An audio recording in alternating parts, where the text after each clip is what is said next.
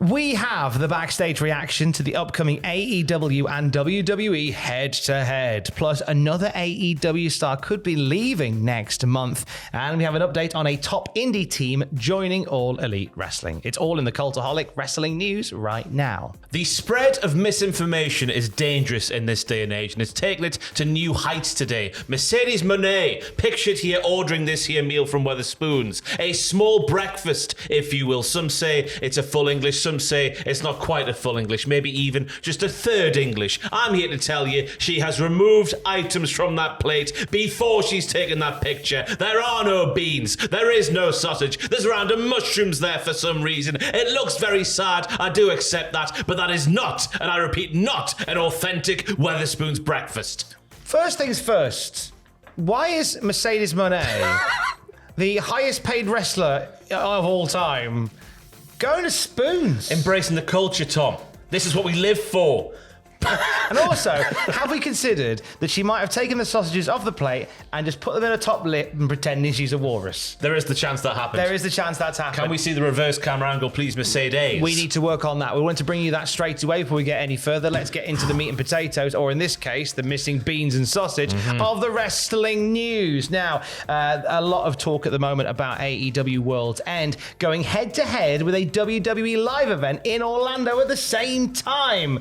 How are AEW reacting to this? Well, this comes to us from Sean Ross Sapp, who has shared what the backstage reaction has been in a Fightful Q&A. He said, based on the reactions I've got, just, well, of course they are type of thing. Yes, it will affect ticket sales. WWE is the very, very hot ticket right now. It's their holiday tour, so that will do good. This is obviously intentional and a concentrated effort, and it's part of a competition. It's just the nature of competition and the way things work. And I think that's what it is, isn't it? People say AEW sometimes might be verging on becoming the competition for the WWE, and then when the company or WWE treats them like competition, people are like, you can't do that. You can't do things you would do to competitors. So let's go. AEW, do something back. I don't know, steal their towels from the bathroom or something so none of them get dry after a match.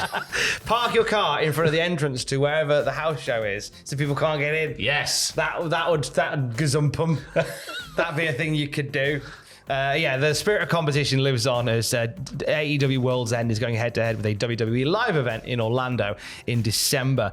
Meanwhile, with talk of the Lucha Brothers leaving AEW very rife at the moment, possibly heading for WWE, we can also see Sera leaving the company soon as well. Yeah, Fightful Selector saying her contract runs until September, where either AEW could pick up the option to extend it, or she could end up as a free agent on Le Market. Fightful adds, we can confirm that the two sides have at least been in talks regarding extending the current deal for a year, whether it be with a new contract or the option of extension being exercised. Now, Saraya is set to be part of this week's festivities on this green and pleasant land. She's challenging for the Women's World title at Dynamite tomorrow in Cardiff. I don't think it'll go well. I can't see it going well. No. I don't feel like you should be shoehorning Saraya into the beautiful work they've crafted with Tony Storm and Mariah May. Yeah. Certainly, because I heard someone say, oh, you can make it a three-way. I'm like, no. Last year was bad enough. Yeah. She's not that much of a, patriotic hero for us to have a whole family come out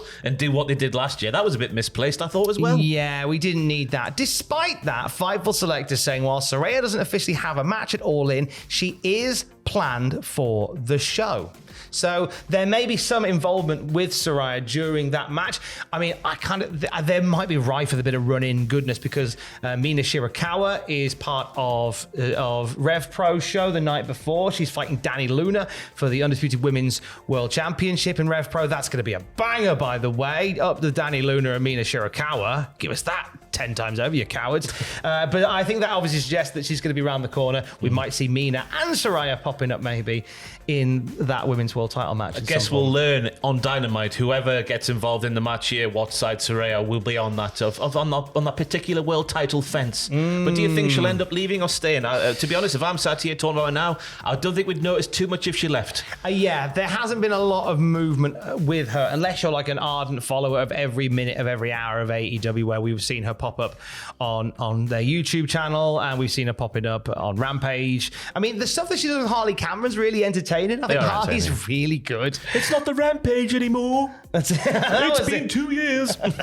Just them two larking about is good fun, but just not enough stock currently in them to put them onto the All In card, in my opinion. And then going forward, I don't know, maybe it's a time that you sort of wrap up your time there and maybe pursue something different. Yeah, it's a shame because obviously her body has issues in terms of what she can do inside the squared circle, which will have a knock-on effect on how she is used in AEW. We saw when she was the Women's World Champion that she couldn't really carry the belt and have the matches that the champion should be having, and that's no fault of her own. She didn't choose to have that hand of cards dealt her way. But it is a shame the way things have turned out. Not as groundbreaking as she thought it was going to be when she rocked up. No, it really felt like it was a sort of seismic move in the women's division when she did arrive, but it hasn't really worked out that way.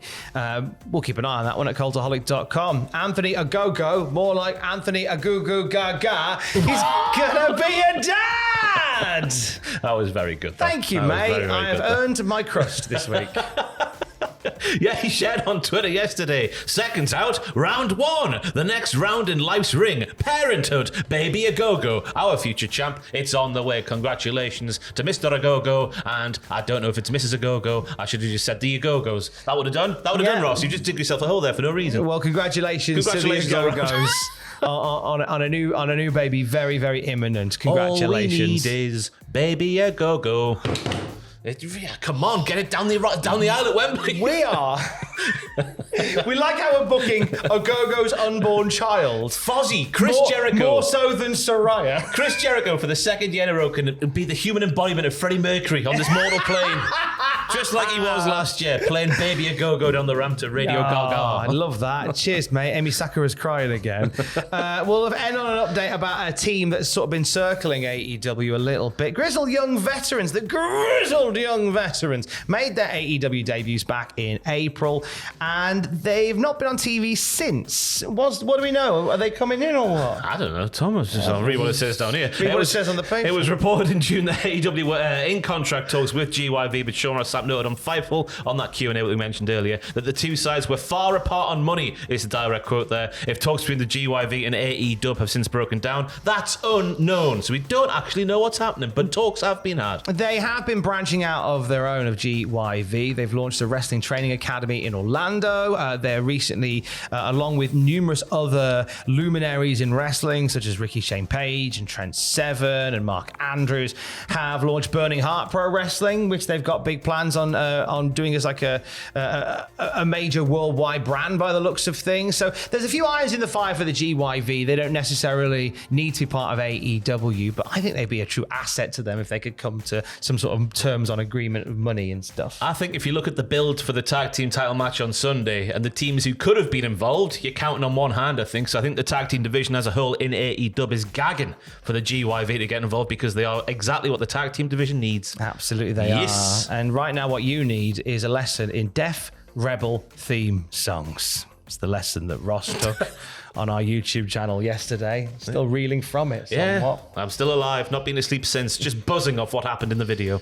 Check out our Def Rebel challenge. See if you can name the Def Rebel era WWE themes in 1 second, but without all the bits at the start where they say the name of the wrestler. New Catch Republic. None of that stuff. Bin all that off.